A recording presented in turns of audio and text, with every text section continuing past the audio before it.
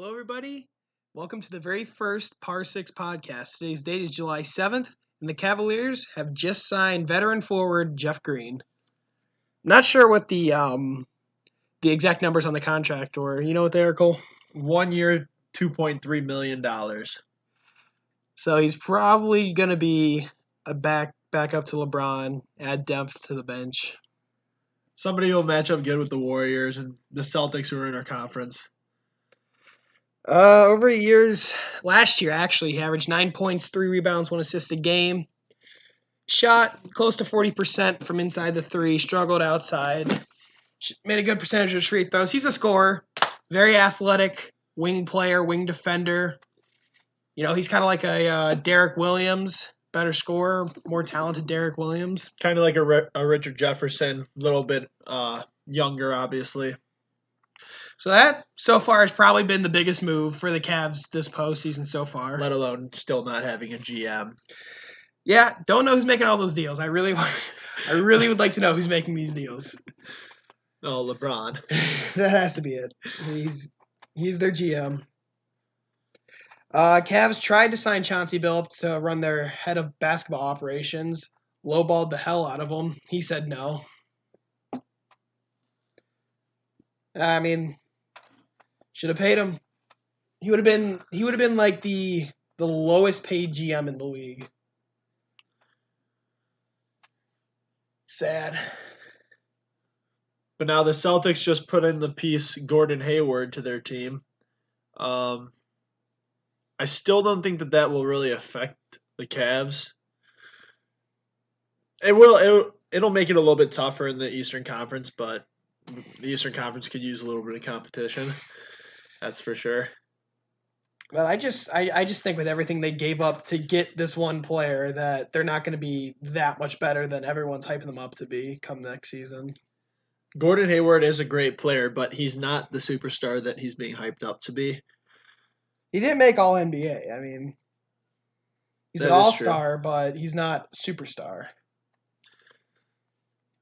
They lost. Well, they gave up back that Olynyk dude, backup center, 9 points a game. Kelly Olynyk. Signed with the Miami Heat. Yeah. Avery Bradley, gone. Traded to the Pistons. And now they're talking about trading away, doing a sign and trade to get Hayward. Because Hayward actually is not signed anywhere yet. But Celtics are trying to do a sign and trade, have the Jazz sign, what's-his-face, Hayward, to the contract. Then they send that Jay Crowder over to Utah for Hayward. Yeah, it would be good for the Jazz to somehow get something out of this trade. Out of losing Gordon Hayward, not a trade, but they have to do something. That was who just did that recently with someone. I believe. I'm not sure. Shoot, I can't think of who it was, but you look at how they match up to the Cavaliers, and I mean, at the point guard position, Isaiah Thomas is very good, but playing against Kyrie Irving, those two almost equal each other. I think Kevin Love is better than who? He's probably better than. I don't know who would start at 4 for them. I think they ran. They had Al Horford at the 5. Oh, they ran James Johnson at the 4. So we're better there, and then obviously LeBron's. Yeah, our front court would dominate theirs with or without Gordon Hayward. That's how the East is going, though. Pretty easy. Obviously, Cavs are going to the finals again.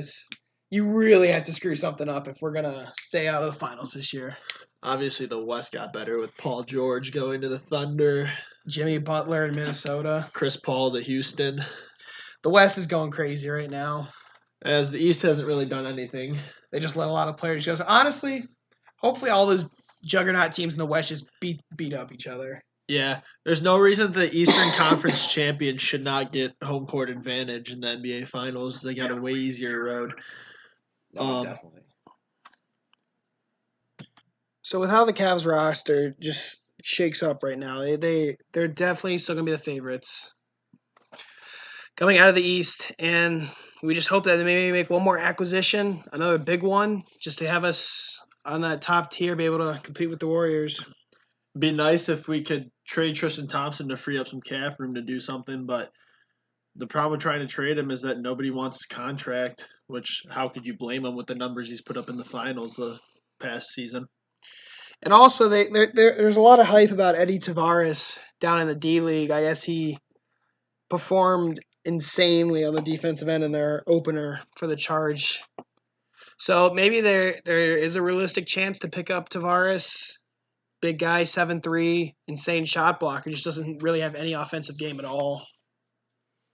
Because at least Thompson, I mean, you could dump the ball down to Thompson in the post, and he can make something out of it. He can score, he can pass. He doesn't like to rebound. Well, the regular season last year, it was did fine rebounding. It was just in the finals. I mean, how do you expect to win games when the opposing team's point guard has more rebounds than your starting post?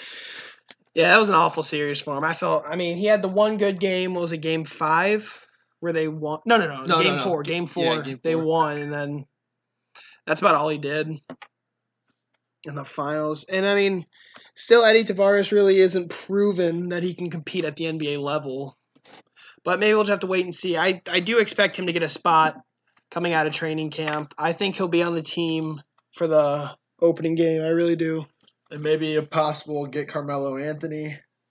I don't know how well that would help with the Cavs, but you look at a player like Carmelo who's struggled the last couple seasons, and it's kind of like he needs to get to play for a team where he's not the guy anymore because of his age, and he's kind of getting to be the end of his career. Yeah, he's not the man for a team anymore. He's gonna be a Scottie Pippen wherever he goes from now on. So maybe he could be the guy that plays with LeBron and he just gets to go out and play and not have to worry about making everybody around him better. Yep, get his touches. Because LeBron, I don't think no matter how old he get, he'll always make players on the team around him better. Always. But that's all we have right now for the NBA offseason. Moving on to the MLB, we have the All-Star break coming up on Monday, where we get to watch Gary Sanchez and his 13 home runs compete in the home run derby. I don't know. I'm not 100% sure on who gets invited and who doesn't. But right now, Gary Sanchez is ranked 76th in the league in home runs. So, I mean, I don't understand how you can't find one more person between the 76 that are between him and the top spot. I don't understand how you can get one more person. Jose Ramirez has more home runs than him. Edwin. It's ridiculous. Like I said, I don't really understand the whole voting process and how to get on, but 13 home runs should not get you into the home run derby. And the Indians coming off of obviously the World Series last year. They're one game up in the AL Central in a division that's not even that good. Obviously, Kluber's been good coming off of since he came off the DL. He's been playing very well. I think he's at an ERA below 2 since coming off the Carrasco's playing good, but other than that, I think to make a deep postseason run, we need to find one more piece to our pitching staff. I like Jose Quintana out of Chicago. I like Sonny Gray if we could trade a prospect for him from Oakland. Well, we heard some rumors about possibly Kipnis. Like that's not confirmed, but there have been some people who've been talking about possibly trading Kipnis and having Eric Gonzalez play that second base spot from here on to the end of the season. I would not be a fan of that move at all. No, I think we're in a league where we spend all the money and we're ready to win now, and I think Kipnis is the guy for that role to obviously win now.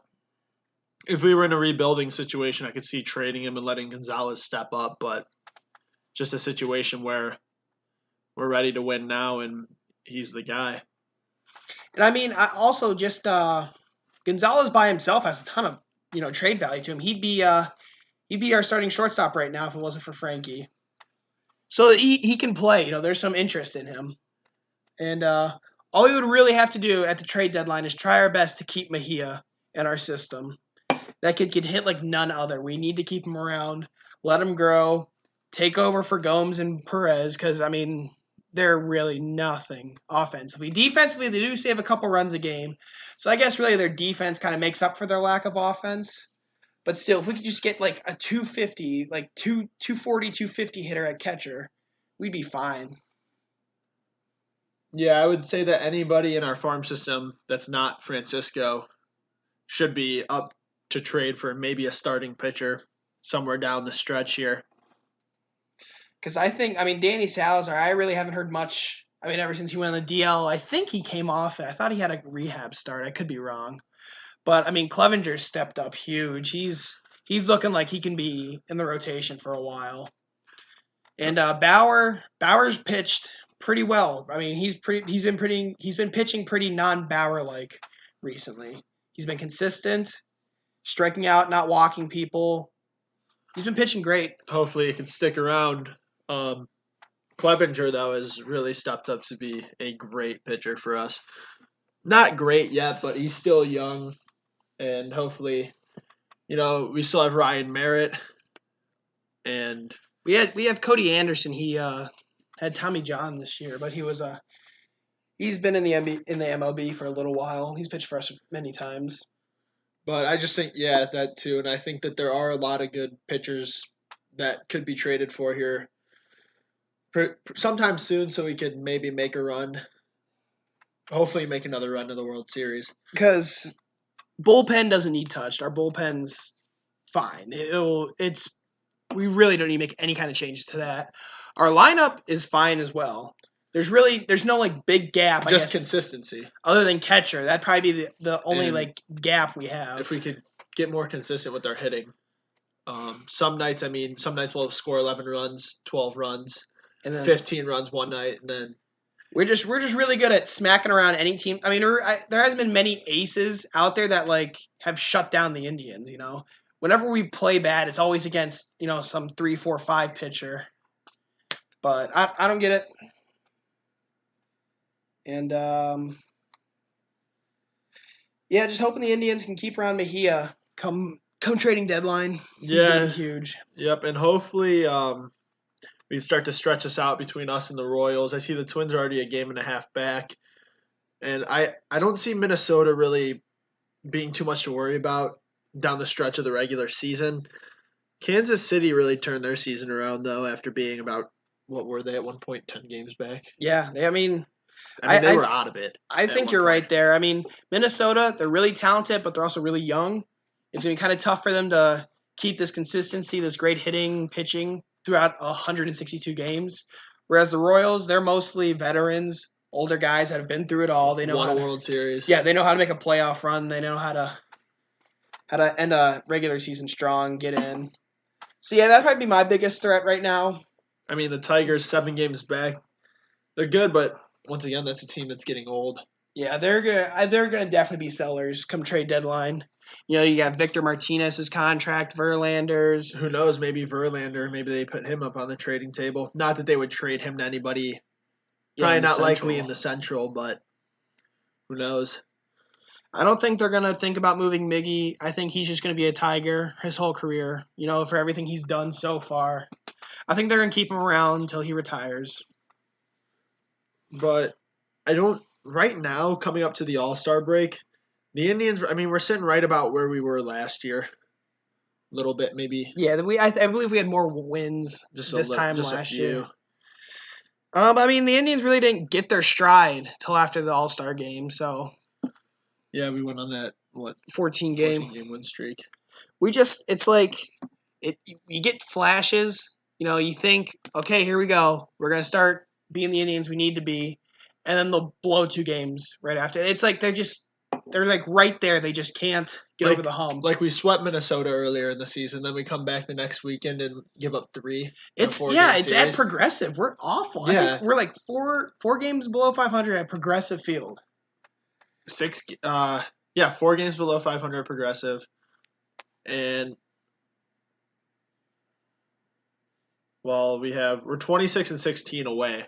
Yeah, that's on the road. So, I mean, usually you'll take it though. Yeah, I'll take it. I mean, we're still in first place, but we'll eventually. I mean, we'll fix it. We'll get it. Teams like the Padres that shouldn't come into Progressive and steal 2 games though. Yeah, those games kill us. We've beaten Houston, Texas. What are we, 6-1 against Houston, 5-1 against Houston? No, I thought it was. Yeah. And we have one loss to Houston, who's a very good team in the AL. I think they have the best record overall. Them in and the American Padres. League. Yeah. No, not the Padres. Or not, I'm sorry, Dodgers. Yeah. Yeah, I kind of like what the Dodgers and Yankees have been doing. There have been two franchises that just seem like they buy all their talent. They have the money. They get all the big free agents come in there. But I mean, like, with Aaron Judge, he came up through the farm system with the Yankees. So did a couple. I think Gary. No. Wasn't Judge in that trade? Yeah, but he wasn't. I mean, he wasn't a player who was just bought. Free agency. Like they're having more players come up through the farm system, unlike just which signing means them. They got young talent now. So I think it's getting to the point where we're going to start to see the Yankees here in the next couple of years start buying a lot more players. So it closes the window for the Indians, but I think we definitely have the talent level right now. If we get our starting rotation going, I mean, I think we're just a more consistent offense. Yeah, we're just as ready to win a World Series as anybody else. And the Dodgers, I mean, they're, LA, a lot of money out there.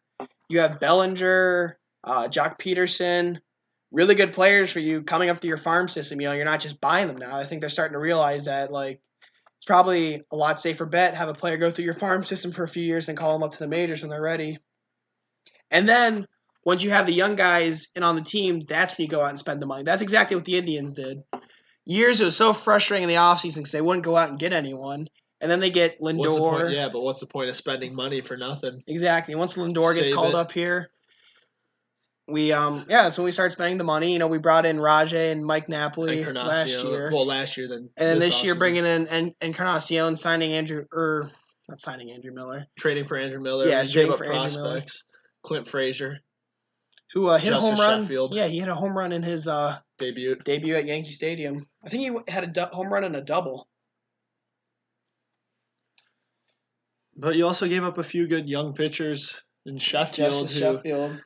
We loved watching him pitch at Lake County. I mean, he was 18 years old and not the most consistent pitcher, but he was young and a big stage. He definitely has the stuff. Like, he has major league stuff in him. But I don't know. Indians want to win now. They don't want to. They see the windows opening or it's starting to close, and it's either right now or next year. I think this year more than next year, though. Yeah, I agree with that, but you also have to think. I mean, all these guys. I mean, pretty much the whole team should be back next year, with the exception. I believe is Carlos going to be a free agent? Or Trevor Bauer has an option. He has a player option for next year. So who knows what'll happen with that, or if he'll even be with us. Maybe we'll see him go in the. Yeah, he could be on the trade deadline. Yeah. It's going to be really interesting to see what the Indians do. I mean, they're obviously going to be buyers. I just want to see how much they will buy for it, though. I don't think they're going to bring in someone as big as Andrew Miller this year, but they definitely could add some pretty big-name players. But I would like to see the Indians bring in, if we do decide to trade good prospects, I'd like to see them bring in a pitcher who could come in and that day be ready to go and make an impact on the team, the starting rotation, hopefully. I mean, we don't really need much more bullpen work. I mean, Cody Allen's done a great job closing. Our relievers between Miller, Boone Logan struggled the last couple weeks, but yeah, but he'll get it together. I like Jose Quintana. He's a lefty starter. We don't have a lefty starter. Balance it up. Teams that are used to seeing Indians throwing righties every day might get a little thrown off if they see a lefty on the bump first inning. That's why I think we should try and go after Quintana. White Sox are going to sell. It just depends on if we have to give up Mejia or not. Although Gonzalez, who, like Tito said, he'd like to get him into the rotation, more involved with the team. But, I mean, he's a great player, but there's really nowhere for him at the moment with Jose Ramirez being one of the hottest players in the American League.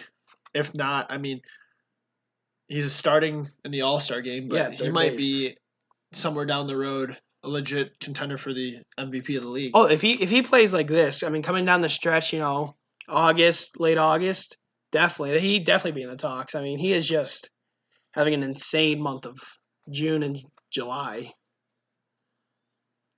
He had that, what was it, a multi-hit game streak? Like 9 games, 9 games? 9 or 10 games. Yeah, that was remarkable. That's something else.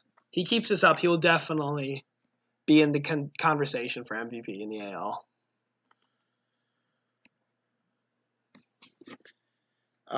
Yeah, he's just another homegrown, up through the farm system player. Mike Napoli helped out a ton with him. That's what they all kept saying. That's why Napoli was such a great clubhouse piece. But obviously, when the playoffs came around, he kind of disappeared. Yep, he wasn't there in the playoffs, and Indians saw potential in Encarnacion coming off of. I'm pretty sure he led the league in home runs last year. Yeah, 35, I think. Yeah, I'm not too sure. I know. I think only David Ortiz had more RBIs than him at the end of the year, which is David Ortiz. What are you gonna do? Yeah, he hasn't been as impactful so far this far than people would have thought. But you look at Edwin Encarnacion and you think this was a guy who played in Toronto. Last year they were a great ball club when it came to hitting, and it was opposing pitchers had to throw to every single batter because there were so many good hitters. Now you could pitch around them. Indians don't have much. I mean, they don't have a really big home run threat. They don't have a power hit. I mean, he's one of the only power hitters on the team. It could have been. I mean, Santana, he's having a tough year. He could be that other guy, they have to pitch to. And then being on paternity leave. Yeah, but I don't know. Multiple Indians threw up career numbers last year. And you kind of knew that they weren't all going to keep putting up career numbers. Santana's still going to finish, 20 home runs, 80-plus RBIs. And we're still going to make the playoffs and hopefully make a run deep into the playoffs. It'd be nice, though, if he did try and find his swing back he had last year. He was a great guy to come right after Mike Napoli. Tough. Him and Napoli were both very good, had very good eyes, very patient hitters. So I would just work pitchers in their counts. And I believe that Corey Kluber's got 10-plus strikeouts in his last 5 starts. Yeah, I think the Indians are on a 52-game winning streak when they give Kluber 4 or more runs. Or 53 now, I believe. Yeah. That's insane. I mean, he's, leading up to the last couple of years, it's always been Kluber goes out, loses 2-1, loses 3-1, We'd be getting shut out and he'd be throwing 1-run, 2-run games. It was probably very frustrating for him then. And then all of a sudden our offense just kicked in and he still stayed consistent and dominant like he always is. And when those guys are putting up big numbers offensively, it takes so much pressure off of our pitchers. Mm-hmm. We saw it last year in the playoffs with Tomlin. Got really hot in the playoffs, but he had a lot of pressure taken off when our offense was going and made it a lot easier on everybody. When he pitched that, I think it was game 3 or 4. I think it was game 3 in Chicago.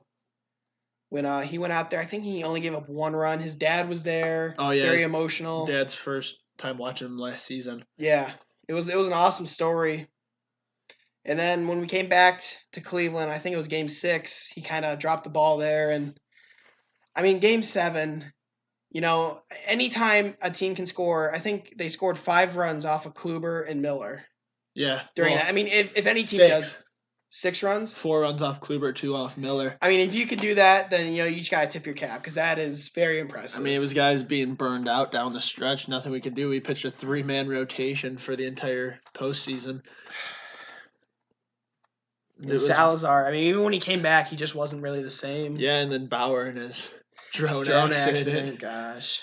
I mean, it was things like that you'd like to have back, but it was a situation I don't think anybody expected the Indians to be in last year. No, I mean, did we swept Boston?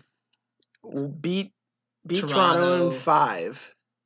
Yeah, was it 4-1? Yeah, beat them in 5, and that was with a 3-man rotation. If we just had either Salazar or Carrasco, the way they were pitching, it would have been Indians in 5, Indians in 6. But that's baseball. Yeah, and you look at what's coming for this postseason. Hopefully, obviously, the Indians hang on to the first place spot, and I would assume they'll make the playoffs. Yeah, I think it. I mean, let's be realistic; they should make the playoffs. And you see somebody like Kluber will be obviously the ace. Yeah. Your 2 will be Carrasco. If Carrasco can stay healthy, I mean, it takes a lot of pressure off Tomlin, who had to pitch the 2 last year through the whole playoffs. I honestly don't know if Salazar will be back. I mean, how he was pitching before, we'd have to see him pitch. I don't think he'll ever be Salazar 2 years ago.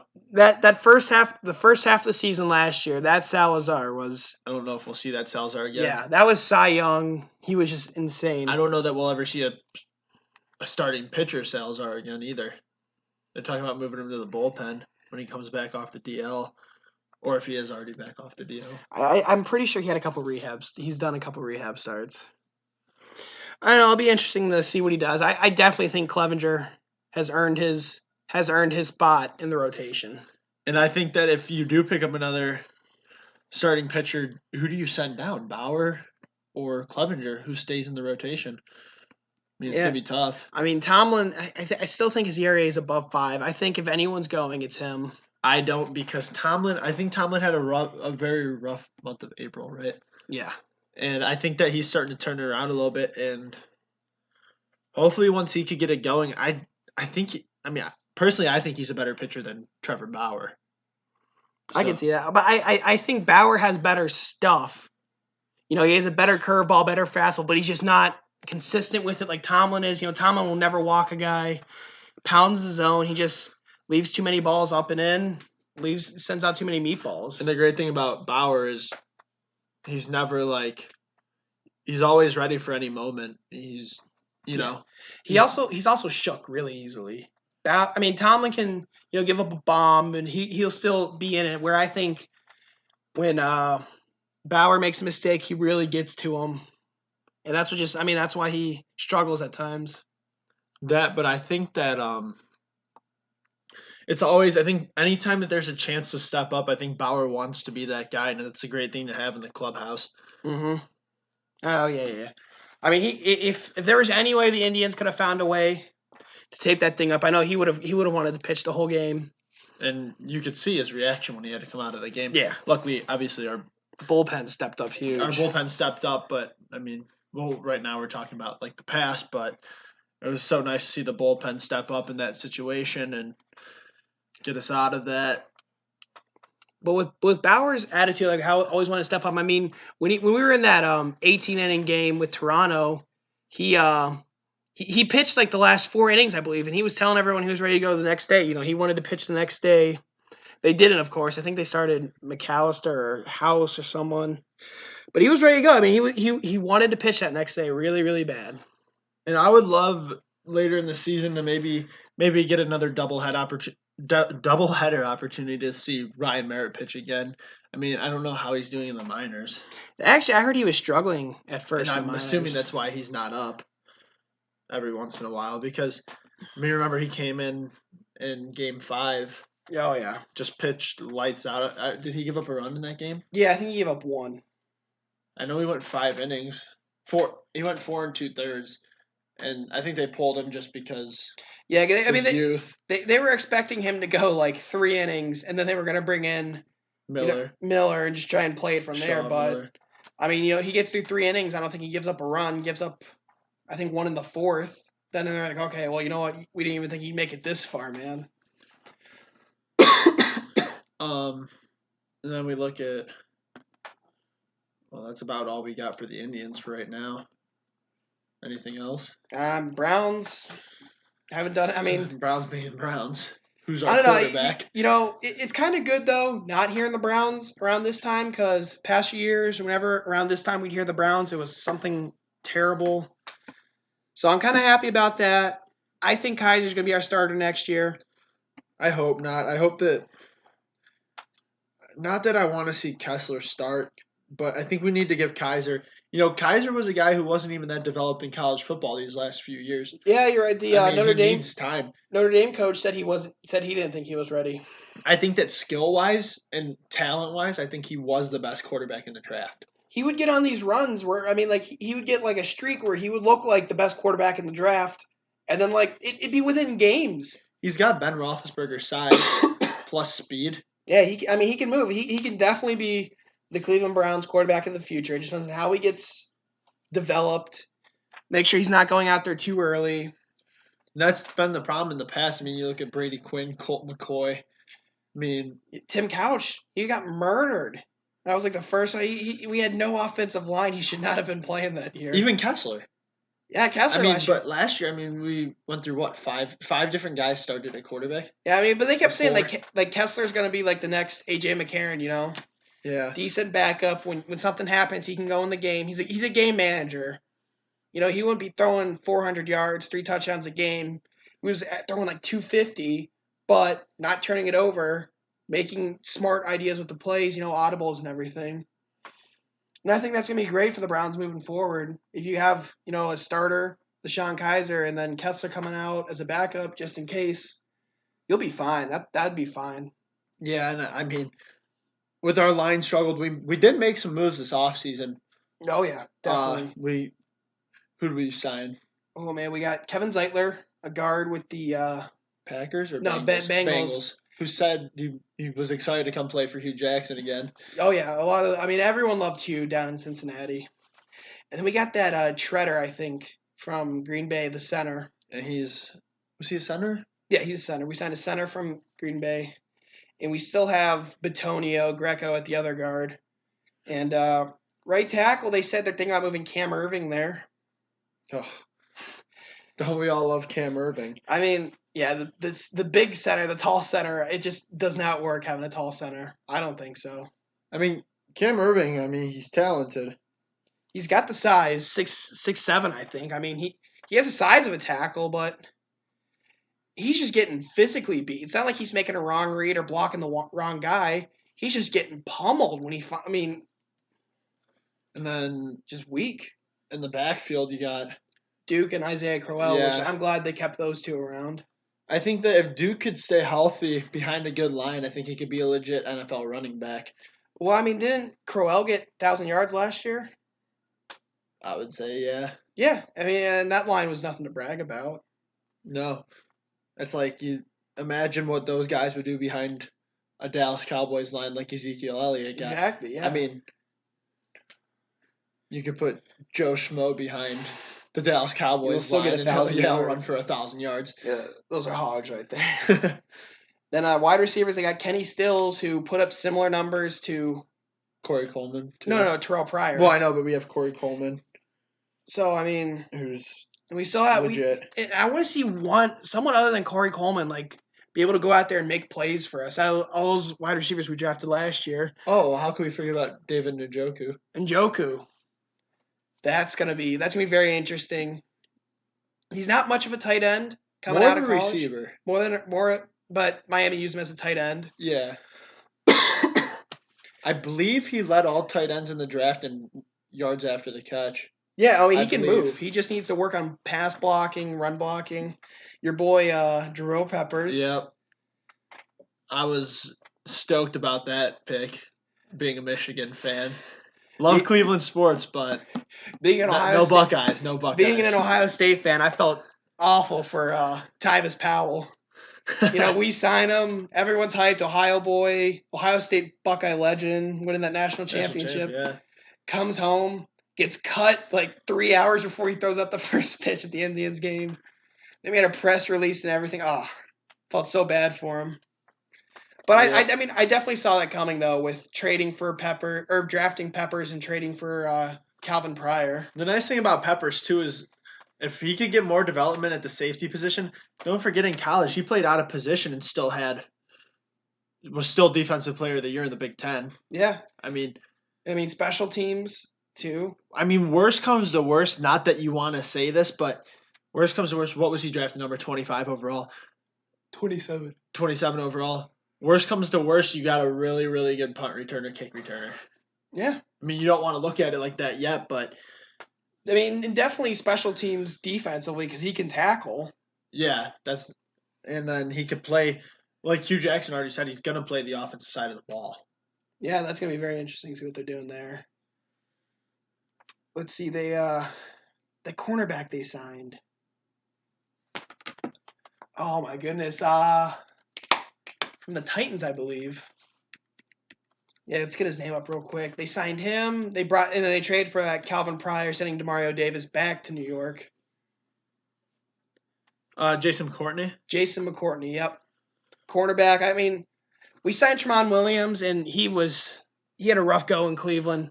Just always getting burnt, always misreading offenses. So I think this McCourty is going to be playing the same amount of time as Tramon Williams was, but he's just that much better. And you look at our safety position, if Jabril Peppers is everything that Browns fans are hoping he is. At the safety position? Yeah, and then we'll have that Body Calhoun. Yeah. He's gonna be and Jamar Taylor. Jamar Taylor, that's who I was thinking of. I really liked him. I like that trade a lot at the draft. Not last year, but the year before. I thought that was a really great trade. And then you look at, that re-signing Jamie Collins. I was surprised. Huge. Surprised that happened. I really was. I thought he was just gonna be a 1-year rental, and try to get out, but the fact that we signed him, I mean, our linebackers are now looking like a leader on defense is what you're looking at. Christian Kirksey, number 3 in the league in tackles. I think he was ranked the number 1 running defensive line or linebacker. You have that Ogma at the other outside linebacker we drafted last year, 2nd round. Collins, and now we have oh my gosh, 1st round pick, number 1 overall. Oh, Myles Garrett. Myles Garrett at defensive end. If he could stay healthy. He's already missed a little bit of camp with that foot injury. Yeah, but it's just OTAs. It's not like training camp, you know? Yeah. So I think he'll be on the field during training camp. I think he'll be in the preseason, and he'll be playing day 1. Danny Shelton. We'll be out at the Orange and Brown scrimmage to watch. Yep, we'll be at their scrimmage. That'll be fun. And, Danny Shelton looked, damn near a Pro Bowler last year. I was watching him. He really stepped up last year. And even that kid from Penn State we got, that other defensive end, missed a lot of time with like a wrist injury. Defensive end, Penn State on the Browns. Oh my gosh.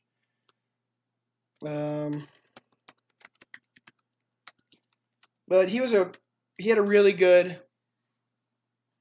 rookie season coming at that left end. Carl Nassib or whatever. Yeah, Nassib. That's it, Nassib.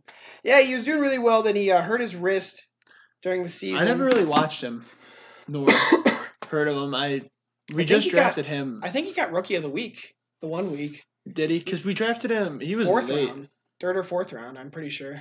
Okay. I thought we had Ogba in the reason. 2nd round. He was in the 4th round. I've never really watched him because I believe the game that, obviously, like I said, I'm a Michigan Wolverines fan, and the game that I watched them play against Penn State, I'm almost positive he was out. But, I'm talking like he was drafted. He played that last year was his rookie year. And then the one thing I always hate to think about the Browns is our past drafts. You think you traded that pick. Courtney Brown. Could have taken Julio Jones. We took Phil Taylor. I don't know. But everyone agreed it was Garrett.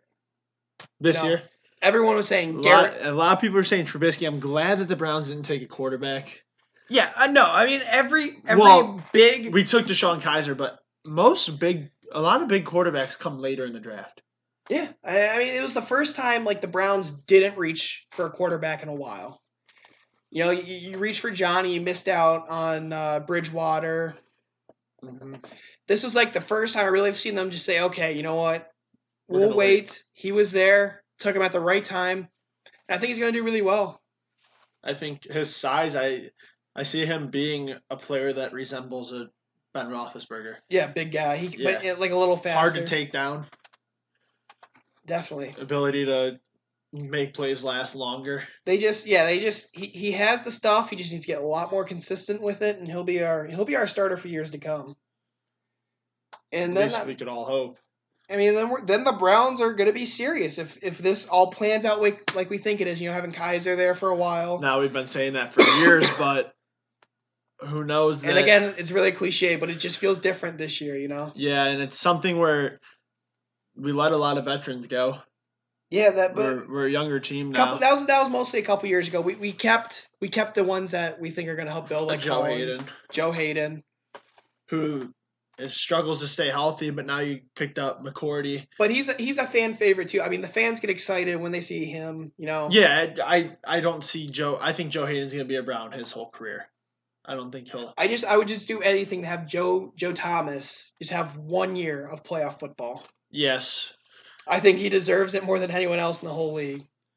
Not missing a snap since your rookie year. It's just crazy to think of. Yeah, and then obviously you see like Alex Mack left to go to the Falcons, and yeah, he competed for a Super Bowl, but you look at somebody like Joe Thomas who said he wanted to be a Cleveland Brown. It's where he was, and he's sticking with it, and he's been through some awful times. Like there's been a lot of trades that he probably thought was stupid, but he just said, you know what, that's all right. He loves Cleveland. Yep. And that's all we need. Just spirited players that want to play and that can play well. Well, that's about all we have left for our very first podcast. I hope you all liked it. Please comment. Tell us what you thought of it. Have a nice night, Cleveland.